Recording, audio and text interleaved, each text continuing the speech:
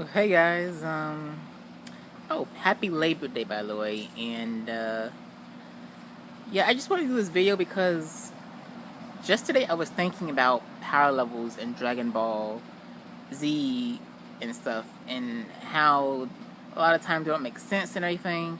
Well, I'm here today to explain to all of you, in my own words, how I believe they actually work.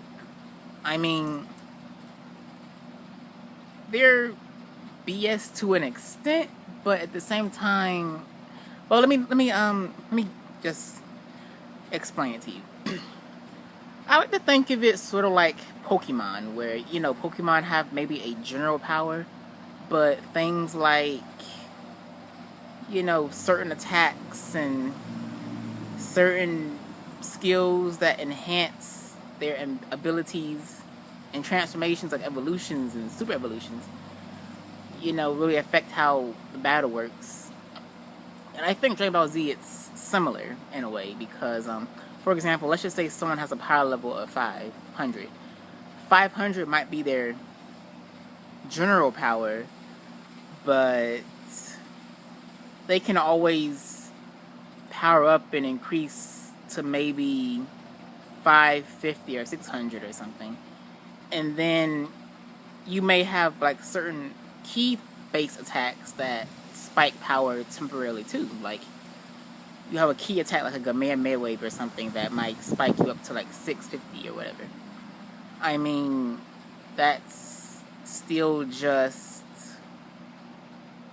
a temporary increase, but you see where I'm going, how the power levels can kind of go up and down. And then things like being fatigued or exhausted from fighting for a long time affects the power level too, of course. So,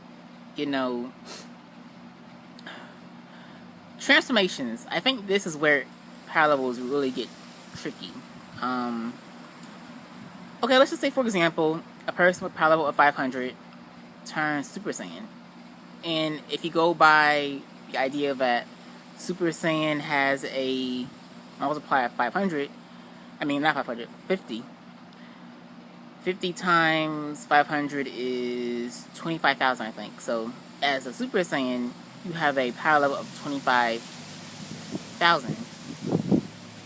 And on top of that, you still have your attack, which gives you the spiking increase too. So, there's that. And, let's see what else. The fight in the manga with Trunks and Goku from Dragon Ball Super, where Super Saiyan 2 Trunks was somehow able to keep up with Super Saiyan 3 Goku. Remember back in the Cell arc when they were all training in the time chamber and Vegeta and Trunks learned how to do the Super Saiyan grade 2 forms, and Trunks did grade 3. And how that, I guess, further transformation or mutation or evolution of the Super Saiyan increased or probably more. Well, Goku, when he was training, he realized that simply powering up wasn't going to be enough, and that the real, solution to increasing power was to master their Super Saiyan forms as they were. So instead of just forcing their bodies to, get stronger through just harsh and rigorous training, what Goku and Gohan did was they trained in Super Saiyan, and they stayed in Super Saiyan while in rest as well. What this did is that it allowed their bodies to become accustomed to the form. That way, when they trained, they would get much more significant results from that because they were, training in a enhanced state. So everything they did was going to be augmented, including gains in their power. Because you can think of training as a Super Saiyan sort of like a form of weighted training, in a sense. Sort of like the Spirit Cuffs from Yu Yu Hakusho a little bit. Except not really.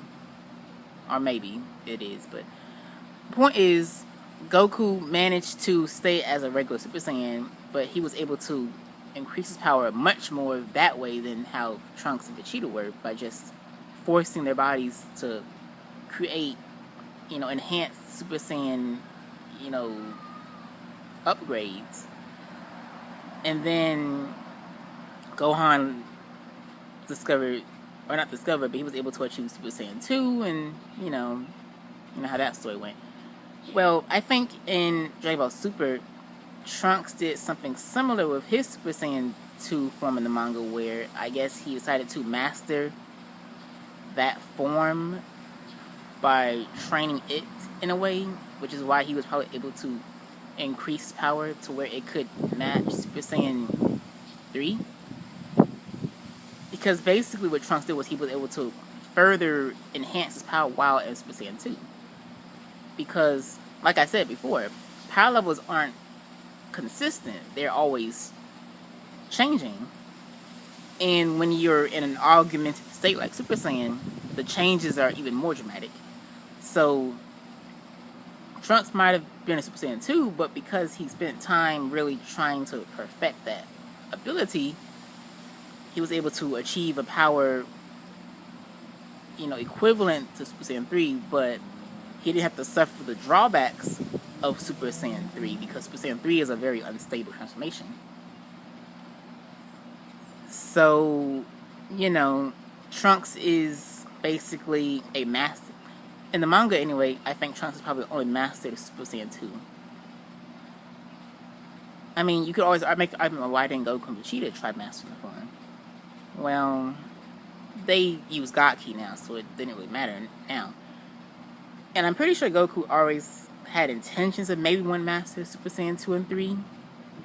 But I guess given Trunks' circumstances and whatnot, and the thing is, Trunks had more time to really, train and enhance his powers, whereas Vegeta probably just recently learned how to do Super Saiyan 2 in the Boot Saga, and Goku probably just recently learned to do Super Saiyan 2 in the time skip as well, and probably somehow for some reason learned Super Saiyan 3, probably because he was a dead life from the time, and his body wouldn't have suffered the, physical strain and drawbacks of Super Saiyan 3.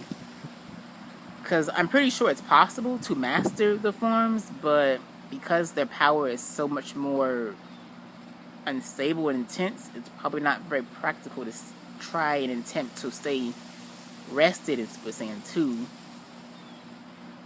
or even 3 as it would be with Super Saiyan 1. And like I said, this is many years in the future of Trunks' timeline, so he's probably had time to really master his Super Saiyan 2 form, more so than what Vegeta and Goku would have had, since, the timeline is different, and they've had more time to, they've had different experiences, so they didn't have as much time to, really explore what the Super Saiyan 2 and 3 transformations can actually do once they took more time to master them. Because they really only use those forms in, like, emergency situations. Because Super Saiyan 1 is really the only form they've mastered. Trunks, on the other hand, probably mastered Super Saiyan 2, though. And which is probably why he's able to increase his power to where it can be equivalent or in the same, ballpark of Super Saiyan 3. Because, like I said before, you might have a resting power of, like, this, or this may be your, general power level, but you can still always increase your power. And things like emotional state also affect your power level, because if you're, like, really angry, that's always going to cause a huge, like, spike too. Like when Goku was fighting, not Goku, when Vegeta fought Beerus and Vegeta got really angry after Beerus slapped Bulma, he had some sort of anger, like, power up, which really, really enhances power. So I really think they've been hinting at that Super Saiyan 2 is probably a lot more useful than they give it credit for. But like I said, Goku and Vegeta have God Ki now, so it's not even the same thing, because Gaki relies more on being calm and, you know, not allowing your anger to really consume you and not putting strain on your body. Whereas the Super Saiyan forms, it's all about, you know, the anger and rage really driving you. Because in real life, even when you're angry, that adrenaline rush really does a lot. So, you know, so I think that's really, I know I kind of rambled this a little bit, and maybe I didn't explain it the best way. But basically what I'm saying is that power levels have a general, power levels are a general number, but things like certain attacks cause spikes in power. Exhaustion and fatigue causes significant decreases in power. Your emotional state, like being in a state of anger or rage, can really spike power. Even more so if you're probably in a transformed state. And, you know, even as you're in a transformed state, you can probably still, like, heighten your power even more. Which is why Goku really wanted to spend time training as Super Saiyan 1, so he could be able to do that more effectively. So, yeah, that's basically my video about how I think power is, you know, meant to be interpreted in Dragon Ball Z, Dragon Ball Super, or whatever.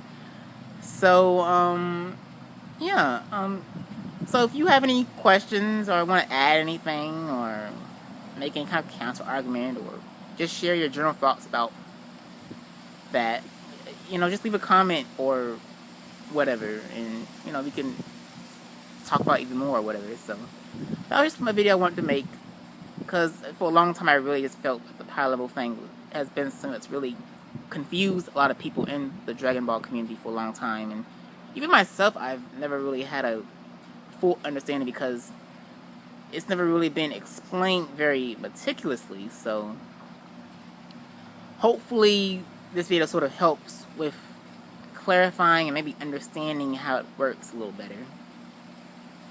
So yeah, hope you liked the video, and until next time, later.